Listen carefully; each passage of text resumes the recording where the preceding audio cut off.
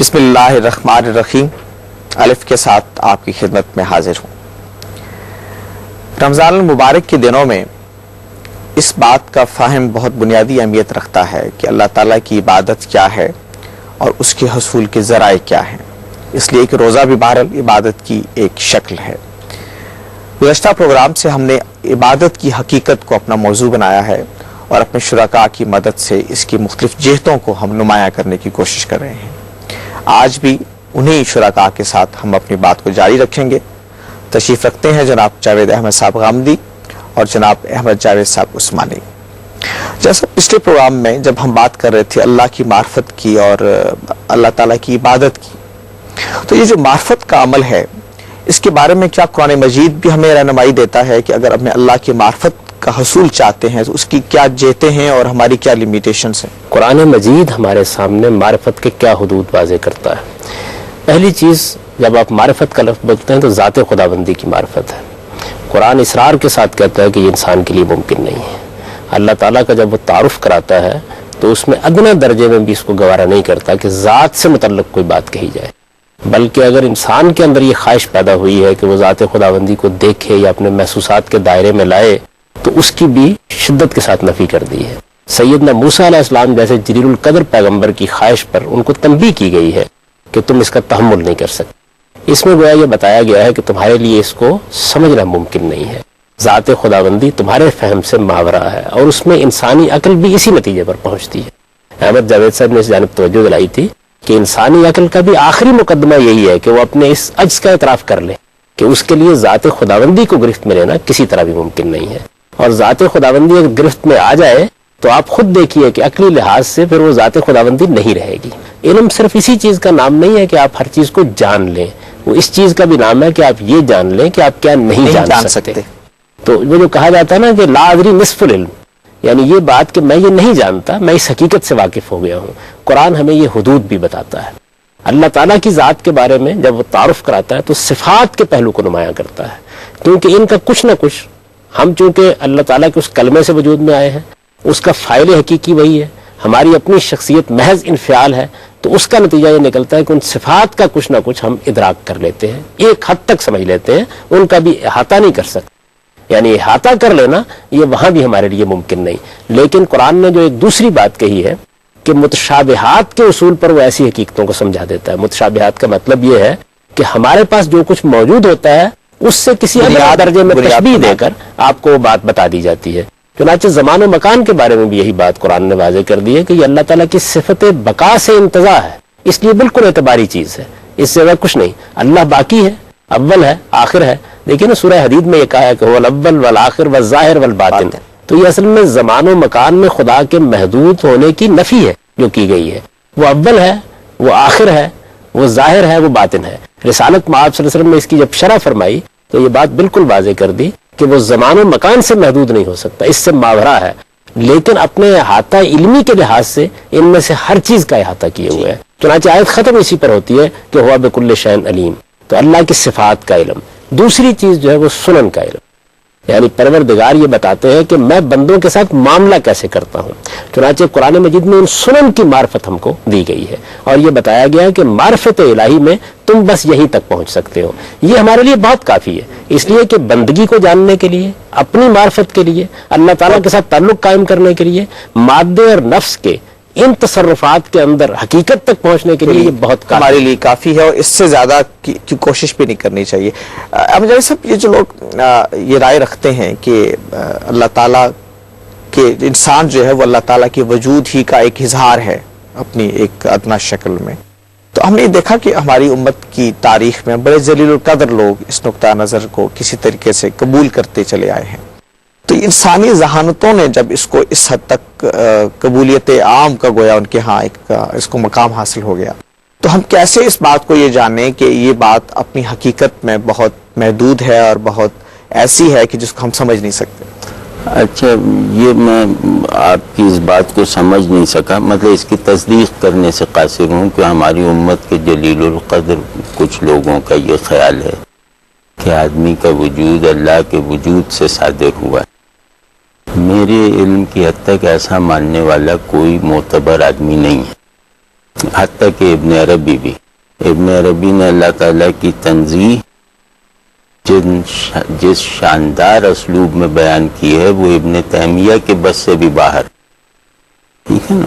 تو ایسا نہیں ہے، میرا خیال ہے کہ یہ ممکن ہے کہ بعض انگھڑ لوگ جو ہیں ان کی تعبیرات سے یا مفہوم اخذ کرتے بہت سے ہوں. دقائق ہوتے ہیں جو عوامی رنگ اختیار کر لیتے ہیں، شاعری کا مضمون بن جاتے ہیں، ان سے یہ متبادر ہوتا ہو، لیکن وحدت الوجود کی نمائندگی کا حق رکھنے والے لوگوں کے یہاں یہ تاثر نہیں ملتا، موجود نہیں. ٹھیک ہے نا. دوسرے یہ کہ ایک بات جو میں عرض کرنا چاہ رہا تھا، ابھی جو غامدی صاحب ارشاد فرما رہے تھے کہ عارف اور معروف میں ہم نوعی کا کوئی اصول ضرور کار فرما ہونا چاہیے. اس کی وضاحت میرا خیال ہے بڑی ضروری ہے، لیکن اس سے پہلے ہمیں ایک وقفہ لینا ہوگا. حاضر ہوتے ہیں تھوڑی دیر میں.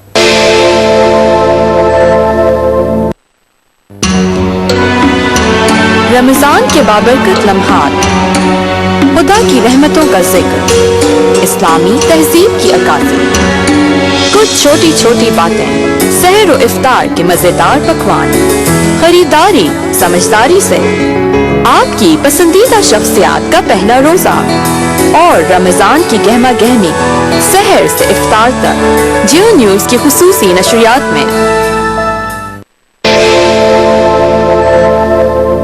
پروگرام میں ایک بار پھر حاضر خدمت ہیں. مجھے صاحب آپ ذکر کر رہے تھے عارف کی حقیقت کا اور اس سارے مسئلے کو اس تناظر میں آپ دیکھ رہے تھے. یا میں یہ کہہ رہا تھا کہ ایک اصولی بات یاد رکھنی چاہیے کہ عارف اور معروف میں ہم نوعی کا کچھ نہ کچھ رنگ ہوگا.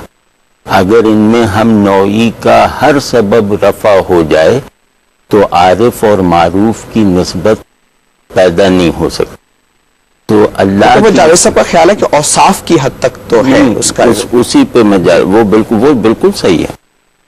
میں ویسے کہہ رہا ہوں معرفت ذات کے معنی میں ایک اور دلیل جیسے شاید قریب الفہم ہو، عالم اور معلوم میں ہم نوعی کا رشتہ ہونا چاہیے، کسی ایک اعتبار ہی سے صحیح لیکن ہونا چاہیے.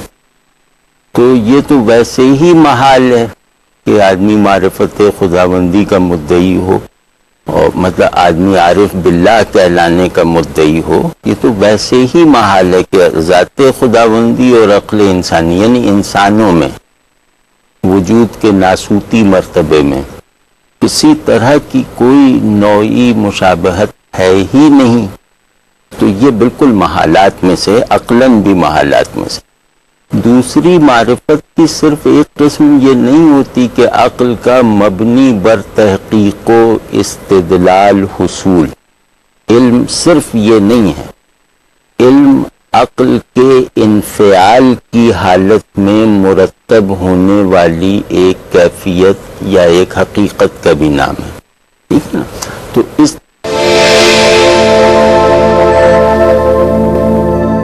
بات کے لیے بھی حاصل ہے، اللہ کی ذات کے لیے بھی حاصل ہے کہ اللہ ہے، اللہ ایک ہے، اللہ خالق ہے، اللہ معبود ہے، اور اللہ بہت ساری صفات رکھتا ہے جو اس نے ہمیں بتا دی ہیں.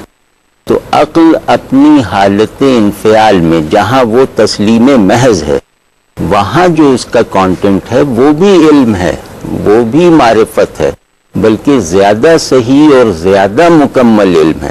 عقل کا برتن اس علم سے بھر جاتا ہے، اپنی محنت سے حاصل کردہ علوم سے عقل کا برتن کبھی نہیں بھرتا. تو ہمارے یہاں معرفت کی ہر قسم جو جائز ہے اس میں دو چیزیں ضرور موجود ہوں گی. ایک تو یہ کہ یہ حصول عقلی کے متداول اسلوب میں نہیں ہوا ہوگا، یعنی مبنی بر خبر ہوگا. دوسرے یہ کہ یہ جس چیز کا مجھے علم ہے اسی کے سیلف ایکسپریشن تک محدود ہوگا. ٹھیک ہے. تو مجھے اللہ نے اپنے بارے میں جتنا بتا دیا مجھے وہ علم ہے، وہ کافی بھی ہے، صحیح بھی ہے، کامل بھی ہے. ٹھیک ہے. تو اور اب معرفت کی ساری بناوٹ دین میں، یعنی معرف اگر ہم ان معنوں میں لیں، حقائق کی معرفت، حقائق الوہیہ کی معرفت، تو معرفت کی ہر وہ بناوٹ ناقص اور باطل ہے جس کی ساخت ایمانی نہ ہو. عقل کا منتہا ایمان پر قانع ہو جانا ہے. جیسا میں جو اس بات کو سمجھ سکا ہوں اس کی کوئی نوعیت اس طرح کی سامنے آتی ہے کہ ایک معرفت کا جو تصور ہے اس کا آغاز انسان سے ہوتا ہے، یعنی وہ انسان یہ جاننا چاہتا ہے کہ میرے حوالے سے اس کائنات کی حقیقت کیا ہے اور اللہ تعالیٰ کی حقیقت کیا ہے۔ ایک حوالہ دوسرا ہے کہ وہ اللہ تعالیٰ کی طرف سے شروع کر کے بات کو سمجھنے کی کوشش کرتا ہے۔ قرآن مجید میں اس معاملے میں کیا کوئی واضح رہنمائی ہے کہ انسان کو کہاں سے اپنی حقیقت کو جاننا چاہیے یا اللہ کی حقیقت کو جاننا چاہیے؟ بات یہ ہے کہ انسان تو مادے اور نفسی کو دیکھے گا نا، اس کے سامنے یہی دونوں چیزیں موجود ہیں، لہٰذا پہلا قدم تو یہی ہوگا کہ وہ ان دونوں کی معرفت حاصل کرتا ہے۔ اصل میں جب وہ ان دونوں کی معرفت حاصل کرتا ہے، دونوں خدا کی مخلوق ہیں، تو ذات خداوندی کی معرفت اس کو آپ سے آپ حاصل ہوتی ہے۔ ذات خداوندی کی اس معرفت کے لیے خود اس کی فطرت میں بہت سا علم ودیت کر دیا گیا ہے، اس کو قرآن مجید میں بیان کیا ہے۔ اس لیے ایسا بھی نہیں ہے کہ عقلی مقدمات کے ذریعے سے آپ کسی نتیجے پر پہنچتے ہیں، بلکہ جس طریقے سے آپ اپنے آپ کو پاتے ہیں اسی طرح اپنے خداوند کو بھی پاتے ہیں۔ جو سوال اصل میں مسئلہ بنتا ہے علم میں، وہ سوال یہ ہے کہ خود ہمارے اس مادے اور نفس کے کثرت کے ساتھ جو چیزیں سامنے ہمارے آ رہی ہیں، ان کا عین اور ان کی حقیقت کیا ہے؟ ذات خداوندی ہے یا کلمہ خداوندی ہے؟ قرآن مجید یہ کہتا ہے کہ یہ قول خداوندی، کلمہ خداوندی اور امر خداوندی ہے، ذات خداوندی نہیں، وہ اس سے ماورا ہے۔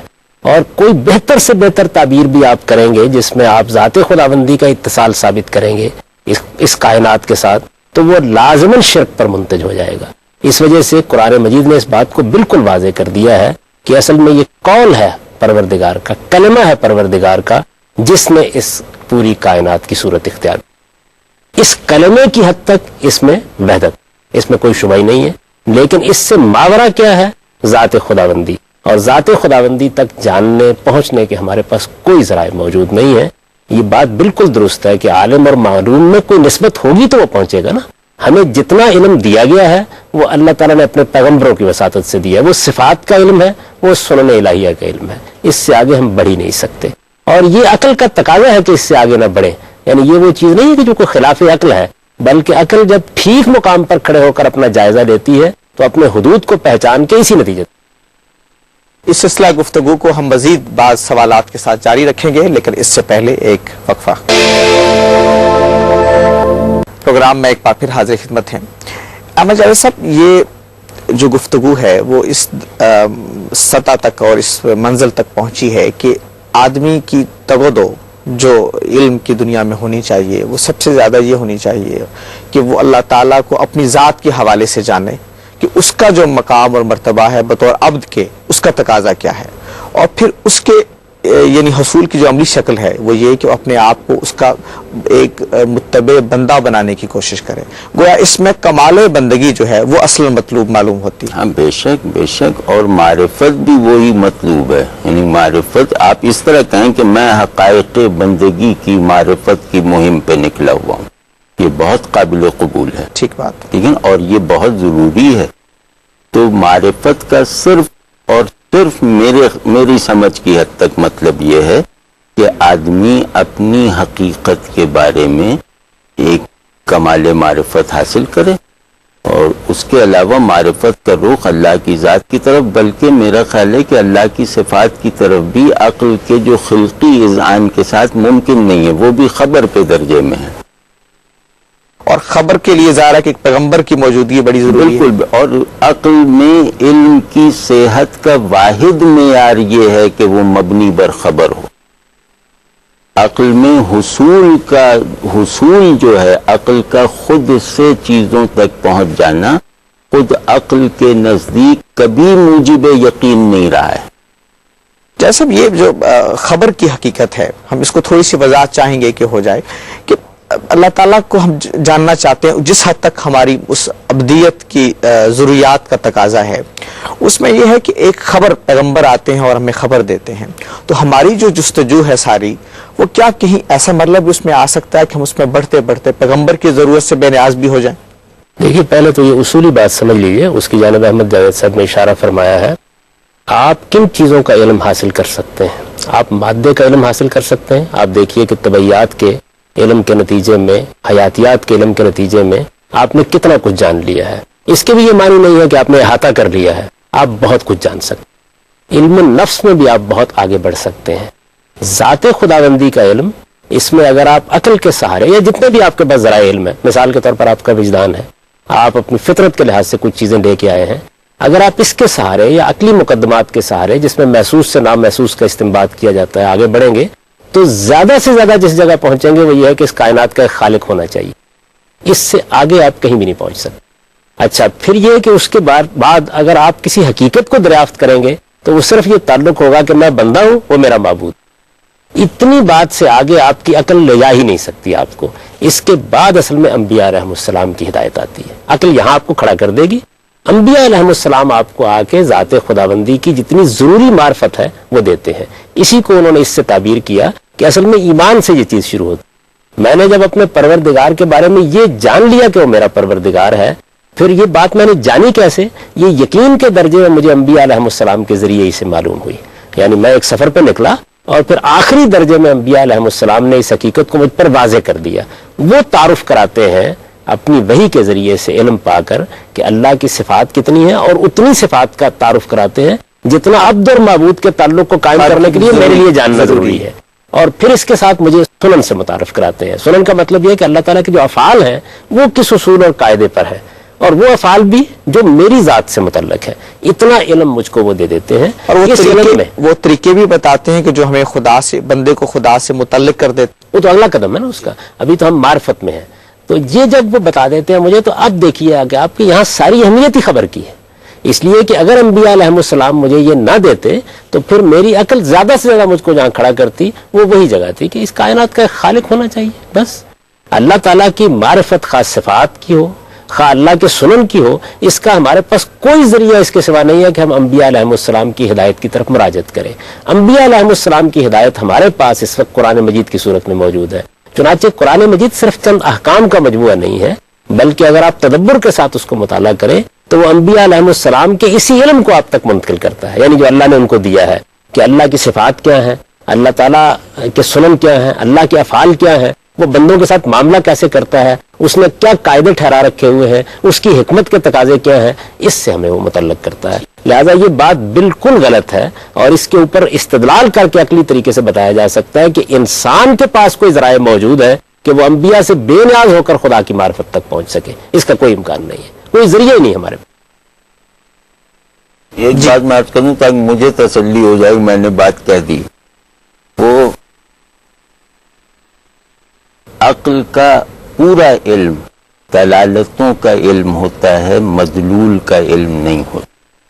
عقل کبھی مدلول کے علم کا نہ دعویٰ کرتی ہے نہ ضمانت فراہم کرتی ہے، یعنی عقل سگنیفائرز تک پہنچتی ہے، سگنیفائڈ کا تحقق پھر بھی باقی رہتا ہے، سگنیفائڈ کا تحقق باہر سے قبول کرتی ہے۔ تو علم کیا ہے؟ علم صرف دلالتوں کا علم ہے، یعنی علم کی پہچان یہ ہے کہ وہ اشارہ چیزوں کے اشارے کو سمجھ سکے جو وہ اپنے مخلوق، اپنے خالق کی طرف کر رہی ہیں، اپنے ثانی کی طرف کر رہی ہیں، اور اس کو آگے قابل فہم بنا دیتا ہے۔ اس سے آگے عقل کا کوئی کلیم نہیں ہے۔ عقل اس ضرورت کی تو قائل ہے کہ اصل نظام عالم ایک ہے، ایک ہونی چاہیے، لیکن عقل اس بات کی کوئی ذمہ داری لینے کو تیار نہیں ہے کہ اس اصل نظام عالم کو وہ ڈیٹرمن کر کے، امپیریسائز کر کے آپ کو فراہم بھی کر سکے۔ میں بھی اس میں دو جملوں کا اضافہ کرنا چاہوں گا۔ اسی وجہ سے قرآن مجید جب بات بیان کرتا ہے تو کہتا ہے وہ آیات بیان کر رہا ہے، آیات نشانیاں ہیں، یعنی ابھی اس راہ سے کوئی گیا ہے۔ تو یہ دلالتیں اور نشانیاں ہیں جو اصل میں آپ کی عقل کو بیدار کرتی ہیں اور اس کے بعد ایک مقام پر لا کے کھڑا کر دیتی ہیں۔ اس کے بعد پھر علم الہی ہے جو آپ کو آ کے یقین دیتا ہے، اور اس کے علاوہ آپ کے لیے کوئی راستہ نہیں، اور اس میں الہی کا ذریعہ پیغمبر ہیں۔ جب بات یہاں تک پہنچتی ہے کہ اللہ کی معرفت ہمیں اس خبر کے ذریعے حاصل ہوتی ہے جو پیغمبر علیہ السلام لے کے آتے ہیں، تو اس کے بعد پھر شریعت اور طریقت کی گفتگو شروع ہوتی ہے۔ لیکن آج کے پروگرام کا وقت ختم ہو رہا ہے اور آج ہم اس کا احاطہ نہیں کر پائیں گے۔ میں اپنے شرکاء کا بے حد شکر گزار ہوں، جناب جاوید احمد صاحب غامدی اور جناب احمد جاوید صاحب عثمانی، اور اگلے پروگرام میں ہم انشاءاللہ طریقت اور شریعت کے موضوع پر گفتگو کریں گے۔ اجازت چاہتا ہوں،